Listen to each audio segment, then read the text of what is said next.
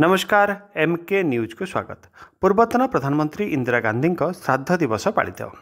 कोरापुट सहर में भारतर पूर्वतन प्रधानमंत्री इंदिरा गांधी श्राद्ध दिवस पालित हो जाइछि।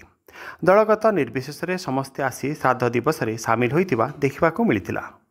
जिला सूचना और लोकसंपर्क कार्यालय पार्श्व अवस्थापित इंदिरा गांधी प्रतिमूर्ति में सहकारी जिलापाल प्रभाकर नायक, पूर्वतन विधायक निमाई चंद्र सरकार, जिला कांग्रेस कमिटी सभापति रूबक तुरुक, कोरापुट नगर कांग्रेस कमिटी सभापति जयंत कोचिन, कृष्ण कुलदीप, केसीसी बैंक सभापति ईश्वर चंद्र पाणिग्राही, कोरापुट पौर परिषद अध्यक्ष ललाटरंजन सेठी, काउंसिलर चंद्रप्रभा हियाल, बीजेपी नेता अश्विनी पट्टनायक, नरसिंह पट्टनायक और नृपेन्द्र नारायण बाग, बीजेडी महिला नेत्री पार्वती मस्ती, सांसद प्रतिनिधि मनोज आचार्य, जिला सूचना और लोकसंपर्क विभाग सत्यनारायण प्रधान और ए.के. बेहेरा प्रमुख जोगदी पुष्प माल्यार्पण करने स्मृतिचारण करथिले।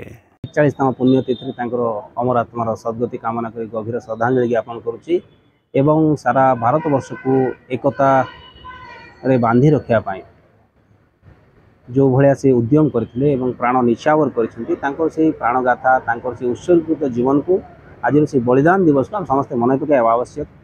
से रक्तर छिटा आज सारा भारत वर्ष प्रति गोटे प्रश्न गोटे आह्वान सृष्टि करुच्ची भारत को कि भाव में एकता संहति भितर रही पार।